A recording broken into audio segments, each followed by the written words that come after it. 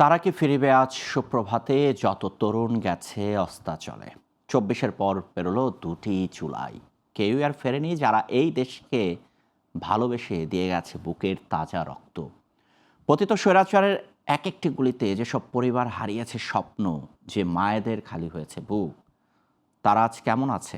জুলাই শহীদ পরিবারের সেসব অজানার কথা তুলে ধরেছেন সহকর্মী রাজিন সালেহ।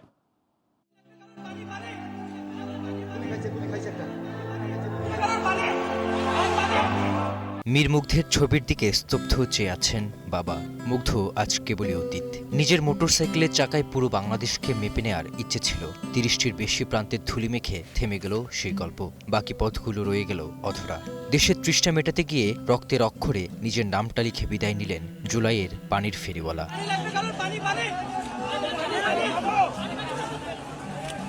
প্রতিদিন মুগ্ধকে মনে পড়ে, সেই মনে পড়া বহুগুণে বাড়ে উৎসবের দিন এলে।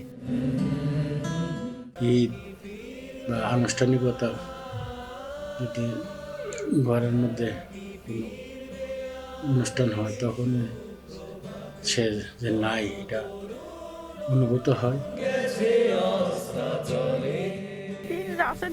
এই কান্না জুলাইয়ের প্রথম শহীদের মায়ের।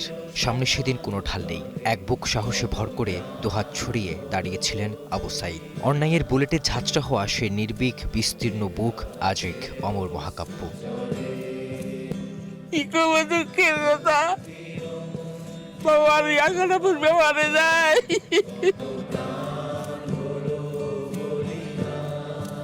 আনাসের সেই চিঠির কথা মনে আছে, যে চিঠির হরফে অমর হয়ে আছে এক বীরত্ব গাথা।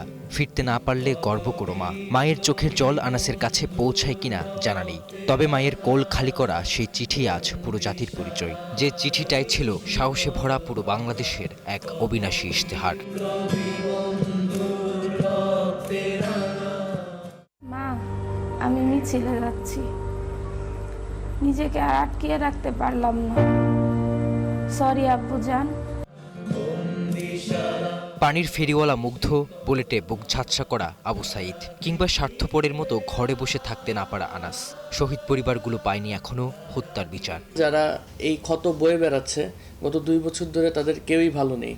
স্পেশালি যখন এই শহীদদের গণহত্যার যে বিচার কার্যক্রম আমরা দেখতে পাচ্ছি, গত 2 বছর ধরে আমরা তেমন কোনো অগ্রগতি দেখতে পাইনি। আমারও আমার পরিবারের মাননীয় প্রধানমন্ত্রীর কাছে বিনীত অনুরোধ যে আমরা যেন এই গণহত্যার ন্যায় বিচারটা পাই। যাদের রক্তের বিনিময়ে পাওয়া নতুন প্রহরে দাঁড়িয়ে বাংলাদেশ তাদের স্বপ্নের বাংলাদেশ গড়ার দায়বদ্ধতাকে সত্যি পালন করতে পেরেছে রাষ্ট্র। সেই স্বপ্নগুলো ঝুলে থাকে কোন কাঁটাতারে? প্রশ্নগুলো জুলাই শহীদদের পরিবারের। Rajin Saleh, global television, Dhaka.